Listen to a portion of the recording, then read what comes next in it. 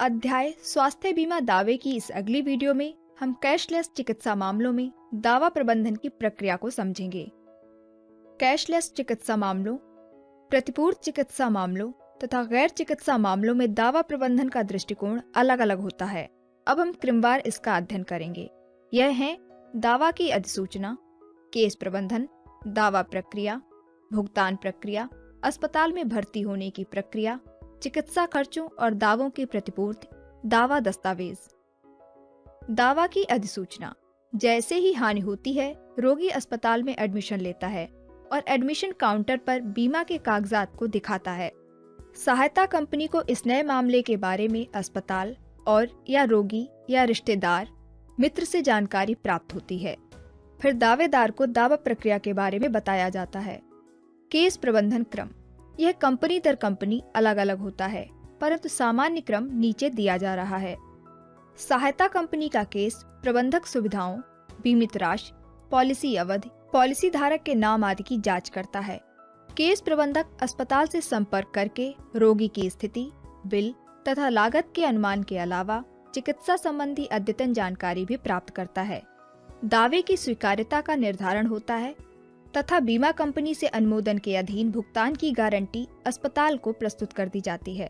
ऐसी स्थिति भी हो सकती है कि भारत बीमा धारक के स्थान और या हानि के स्थान पर जांच जरूरी होती है। सहायता कंपनी या बीमा कंपनी के प्रत्यक्ष संपर्क से इन्वेस्टिगेटर का चुनाव होता है।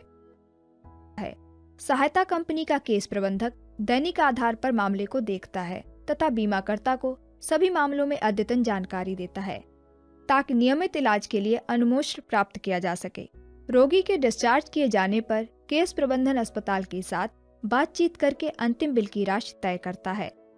सहायता कंपनी यह सुनिश्चित करती है कि बिल की सही तरीके से जांच कर ली जाए। किसी भी तरह की त्रुटि पाए जाने पर वह अस्पताल के बिल विभाग की जानकारी में सुधार के लिए लाया जाता है।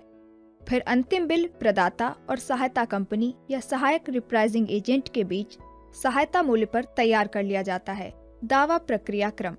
दावा आकलन पुनः मूल्यांकित मूल बिल के प्राप्त होते ही उसकी जांच करता है और यह सुनिश्चित करता है कि कवरेज, सेवा तथा इलाज की तारीख के समय सही था।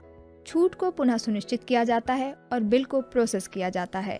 बिल को पुनः मूल्यांकित सूचना पत्र तथा सुविधा के स्पष्टीकरण के साथ बीमाकर्ता को भुगतान के लिए भेजा जाता है।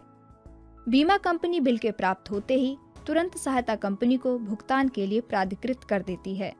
भुगतान प्रक्रिया क्रम।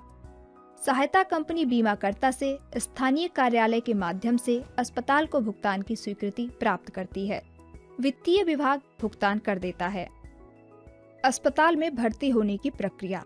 अधिकांश अस्पताल बीमा धारक द्वारा वैध स्वास्थ्य या विदेश यात्रा पॉलिसी प्रदान किए जाने पर सभी अंतर्राष्ट्रीय बीमा कंपनियों से भुगतान की गारंटी को स्वीकार करते हैं। नेटवर्क अस्पताल और प्रक्रिया के संबंध में जानकारी बीमा धारक की सहायता कंपनियों द्वारा टोल फ्री नंबर पर उपलब्ध करा दी जाती है। अस्पताल में भर्ती होने की स्थिति में बीमा धारक इसकी सूचना कॉल सेंटर को देनी होती है तथा वैध यात्रा बीमा पॉलिसी के साथ विनिर्दिष्ट अस्पताल जाना होता है। अस्पताल आमतौर पर सहायता कंपनियों, बीमाकर्ताओं को पॉलिसी की वैधता तथा कवरेज की जांच के लिए कॉल सेंटर को फोन करते हैं।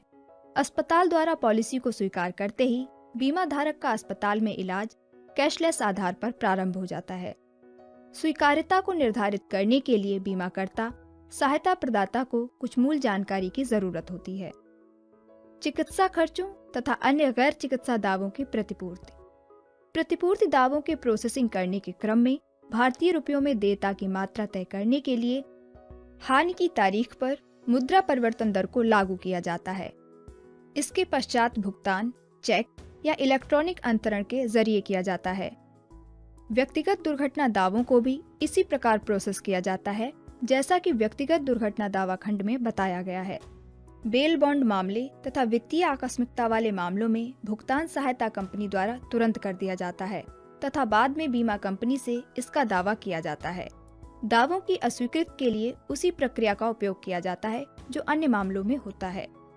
चिकित्सा दुर्घटना तथा रुग्णता खर्चों के लिए दावा दस्तावेज, दावा प्रपत्र, डॉक्टर की रिपोर्ट, मूल एडमिशन, डिस्चार्ज कार्ड, मूल बिलों, रसीदों